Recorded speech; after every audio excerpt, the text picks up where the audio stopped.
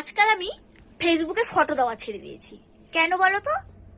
মানুষ মানে ফেসবুকটা খোলাই যায় না। ফেসবুক খুললেই মানুষের এত সুন্দর সুন্দর এআই এর থোবড়া দেখে দেখে তখন আর ইচ্ছা করে না আমার এই বিচ্ছিরি একটা থোবড়ার ফটো ফেসবুকে পোস্ট করি। বলো, সবাই সুন্দর সুন্দর এআই ফটো দেখার পর কি আমার এই বিচ্ছিরি ফটো কেউ দেখে লাইক করবে? কেউ কমেন্ট করবে? করবে না। করবে হাতে গোনা 2-3 জন, যেগুলো খুব কাছের মানুষ, ভদ্রতার খাতিরে চোখের সামনে চলে আসবে ফিডে আমার এই থোপড়াটা, তারাই একমাত্র করবে। কারণ জানে একটা পেস্টিজেরও ব্যাপার আছে, আর সেখানে ভালো না লাগলেও ভদ্রতার খাতিরে বলবে very nice, looking good, etcetera etcetera. কি আর বলবো, মানে মানুষ এআই ফটো নিয়ে এত মাতামাতি করেছে, কিছুদিন পরে এআই ফটো দেখতে দেখতে অরিজিনাল থোবড়াই আমি ভুলে যাব। রাস্তাঘাটে দেখলে পরে অরিজিনাল চেহারা যখন দেখবো তখন না মনে হবে একে আমি কোথায় যেন দেখেছি, কোথায় যেন দেখেছি, কিন্তু অ্যাকচুয়ালি আসল মানুষটাকে সেটাই আমি ভুলে যাব। শুধু আমি না, এরকম আমার মতন অনেকেই আছে যারা নাকি এআই থোবড়া দেখতে দেখতে অরিজিনাল থোবড়ার কাটিং ভুলে যাবে। সিরিয়াস বলছি। আর তারপরে এখন এআই ফটো নিয়ে এত মাতামাতি করছে, এত মাতামাতি করছে, মানে আর কিছু বলার নেই।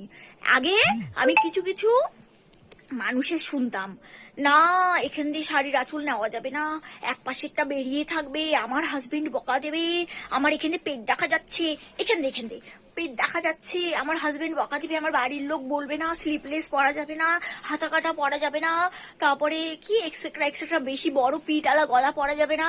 আর এখন এআই এর ফটো বানিয়ে বানিয়ে যে পোস্ট করছে, এতখানি গলা, অর্ধেকের বেশি ক্লিভেজ দেখাচ্ছে, অর্ধেকের বেশি বব দেখাচ্ছে, এই বেলায় ওদের দোষ নেই। থোবড়াটা কিন্তু নিজেরই, বডিটা কিন্তু নিজেরই, যেহেতু ফটোটা এআই থেকে এডিট হয়ে এসছে, তাই জন্য ওদের এখন লজ্জা শরম সব উদুমে গেছে।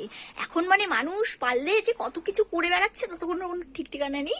মানে দেখো, যারা এআই ফটো দিচ্ছে তারা এই জিনিসটা গায়ে মাখবে না, ঠিক আছে? আমি কিন্তু তোমাদের কারোকে মেনশন করে বলিনি, আমি শুধু কিছু কিছু পার্টিকুলার মানুষকে এমন এমন বলেছি যারা আমার নিজের মুখের সামনে এমন ভাব দেখিয়েছে, হাতা কাটা পরিস, আমি তো পড়তেই পারি না, বাড়ির লোক বকা দেয়, লজ্জা লাগে, আমার নিজেরই এখান দিয়ে বেরিয়ে থাকে।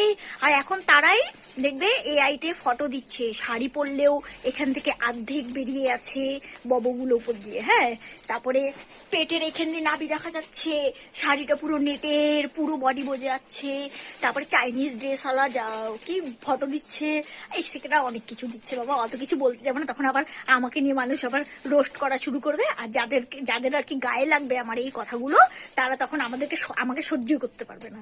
জানোই তো, মানে সত্যি কথা কারো হজম হয় না। তো যাই হোক, আমি অনেকদিন থেকেই ভাবছিলাম এরকম একটা আর কি টপিকে ভিডিও বানাবো। অ্যাকচুয়ালি কি বলতো, কথাগুলো আমি বলেছি জেনুইন, হ্যাঁ, যেটা অনেকেরই এটা পছন্দ হবে না হয়তো, কিন্তু অ্যাকচুয়ালি আমার ভিডিও নেই একটাও দেওয়ার মতন, তাই একটা ভিডিও তৈরি করলাম আমার কালকের কন্টেন্ট। আর আমার মতন এরকম এআই ফটো দেখে দেখে কে কে আর কি বিরক্ত হয়ে যাচ্ছ সেটা একটু কমেন্টে জানাবে, ঠিক আছে?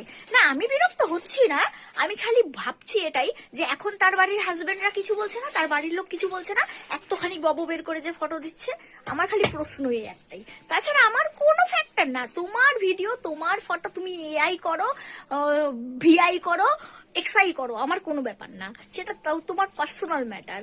মানে জাস্ট আমার কিউরিসিটি একটা জানার, সেজন্য আমি ভিডিওটা করলাম। যাই হোক, কারো গায়ে লেগে থাকলে আমার কিছু করার নেই, একটু বেশি করে গায়ে লাগিয়ে নিও, ঠিক আছে? হ্যাঁ, পারলে আচার মাখিয়ে খেয়ে নিও, মানে সরি, আচার বানিয়ে খেয়ে নিও, আমার তাতেও কিছু করার নেই। যাই হোক, টাটা, বাই বাই।